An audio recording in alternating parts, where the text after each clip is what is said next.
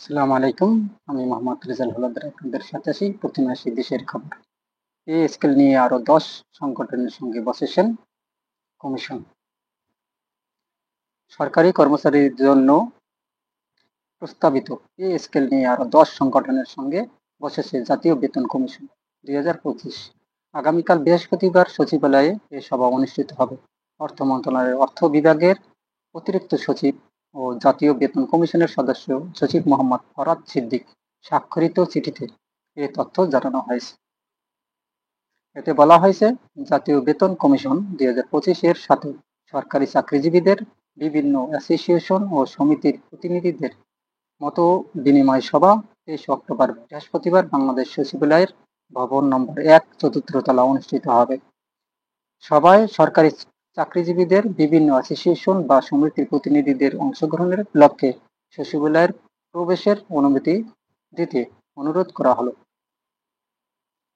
সংগঠন, অ্যাসোসিয়েশন ও সমিতিগুলো হলো বাংলাদেশ সরকারি কর্মচারী সমন্বয় পরিষদ, বাংলাদেশ সরকারি কর্মচারী কল্যাণ ফেডারেশন, বাংলাদেশ সরকারি কর্মচারী উন্নয়ন পরিষদ, বাংলাদেশ তৃতীয় শ্রেণীর কর্মচারী সরকারি কর্মচারী সমিতি, বাংলাদেশ চতুর্থ শ্রেণীর সরকারি কর্মচারী সমিতি, বিশেষ কর্মচারী কেন্দ্রীয় পরিষদ, বাংলাদেশ ডিপ্লোমা ফার্মাসিস্ট অ্যাসোসিয়েশন, বিডিপিএ কেন্দ্রীয় কমিটি, বাংলাদেশ পৌর কর্মচারী ফেডারেশন, বিপিকেএফ বিদ্যুৎ উন্নয়ন বোর্ড, ডিপ্লোমা প্রকৌশলী সমিতি এবং বাংলাদেশ পরিবার পরিকল্পনা পরিষদ সমিতি।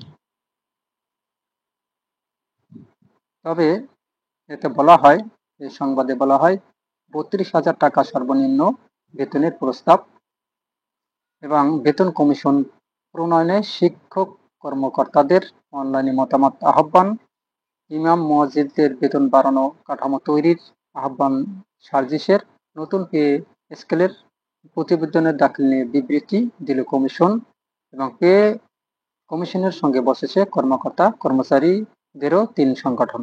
আসুন আমরা নতুন পে স্কেল প্রতিবেদন দাখিল দিয়ে কি বিবৃতি দিল কমিশন তা জানার চেষ্টা করি। সুপ্রিয় দর্শক, সরকারি ও স্বায়ত্তশাসিত প্রতিষ্ঠান কর্মকর্তা কর্মচারীদের জন্য ন্যায্য কার্যকর নতুন বেতন কাঠামো তৈরি করার উদ্দেশ্যে গঠিত বেতন কমিশনের কাজ ধারাবাহিকভাবে এগিয়ে চলেছে।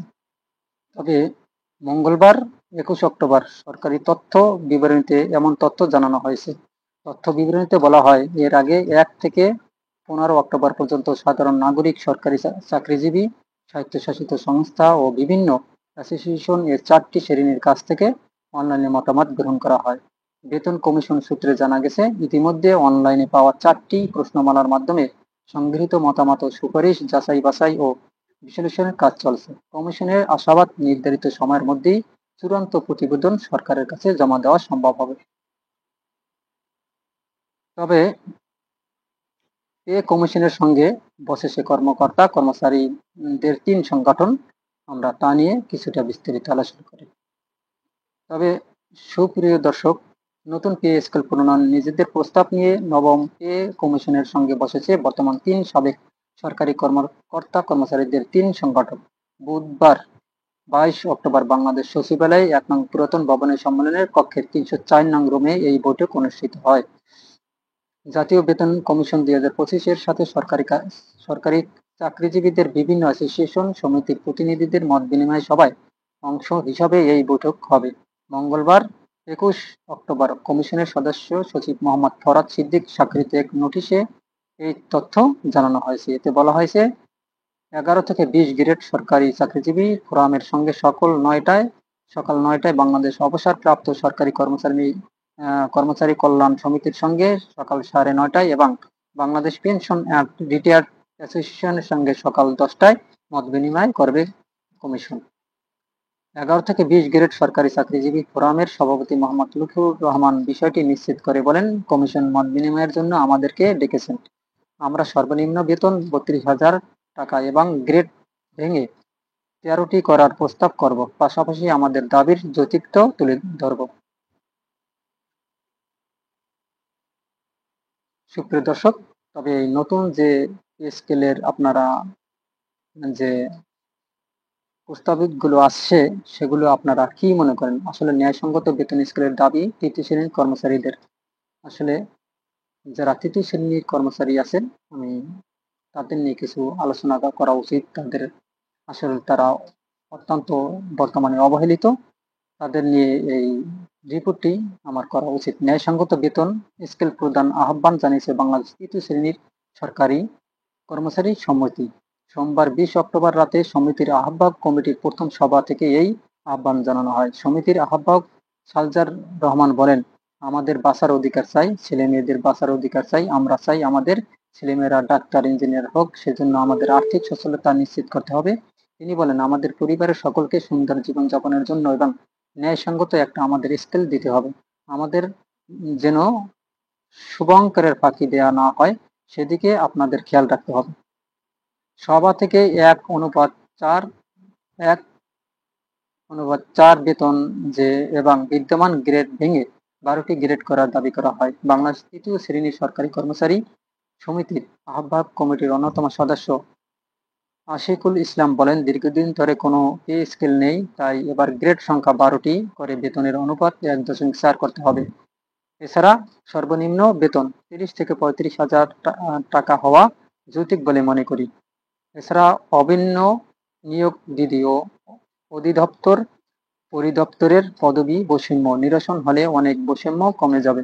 পাশাপাশি আগের টাইম স্কেল সিলেকশন গ্রেড পুনর্বহাল করতে হবে।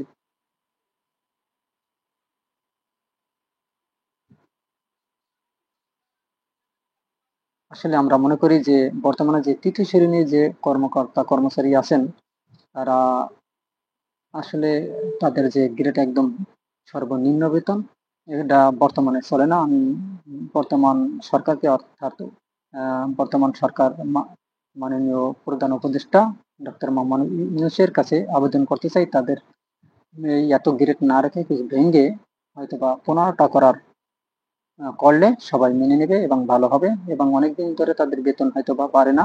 তাই আমি মনে করি তাদের একটা ভালো সর্বনিম্ন 20,000 যদি 20 বা 25,000 যদি তাদের স্কেল করা হয়, তাহলে তারা মনে হয় সুবিধা মতো চলতে পারবে 25,000 করলে।